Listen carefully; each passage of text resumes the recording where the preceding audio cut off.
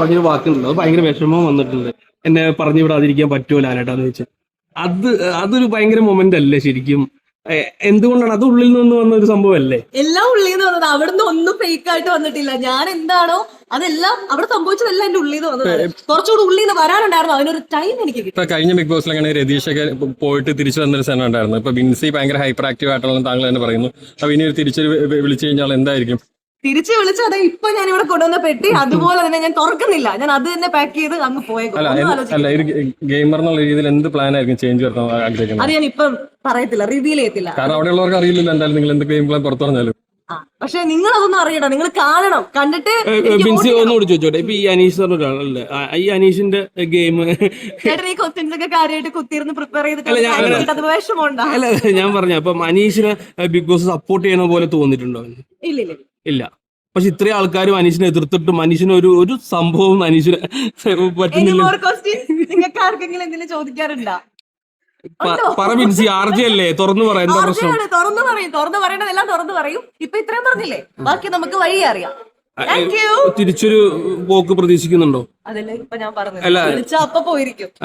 വിളിക്കാൻ പ്രേക്ഷകരും big boss ഒക്കെ തീരുമാനിക്കണം. ഈ സാധാരണ എന്ന് വെച്ച് കഴിഞ്ഞാൽ ബിഗ് ബോസിൽ എന്ന് വെച്ചാൽ ഡ്രസ് കോഡുകൾ വഴി അവിടുത്തെ കാൽക്കുലേഷൻ അറിയാൻ പറ്റുമായിരുന്നു.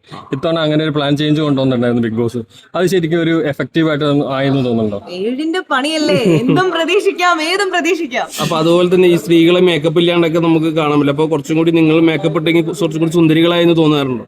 സ്ത്രീകളെ മാത്രമല്ലോ, പുരുഷന്മാരോട് മേക്കപ്പ് ഇട്ടിട്ടില്ലല്ലോ. അല്ല, എന്നാലും സ്ത്രീകൾ കുറച്ചും കൂടി മേക്കപ്പ് ഇട്ടാണ് പുറത്ത് കാണാൻ. നമുക്ക് ഈ എത്ര മേക്കപ്പ് ഇടുന്ന പുരുഷന്മാരുണ്ട്.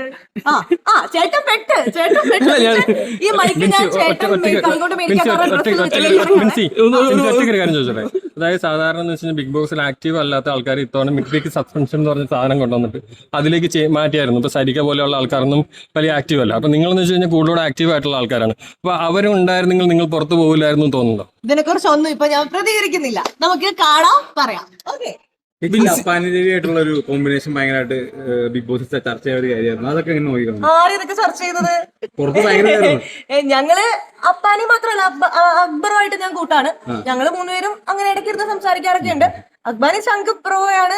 അല്ല, ഇപ്പൊ ഈ ബിഗ് ബോസിലെ കൂടുതലും പരാതികൾ ഉന്നയിച്ചിരിക്കുന്നത് ഈ സ്ത്രീകളുടെ ടോയ്ലറ്റിലെ പുരുഷന്മാരുടെ യൂറിയം വരുന്നു എന്നുള്ളൊരു സാധനം സ്ത്രീകൾ പൊതുവെ ഇവിടെ ചർച്ച ചെയ്തിട്ടൊരു കാര്യമാണ്. അതിനൊക്കെ എങ്ങനെ നോക്കണം? ആരാ ഇതിനെ കുറിച്ച് പറഞ്ഞത്?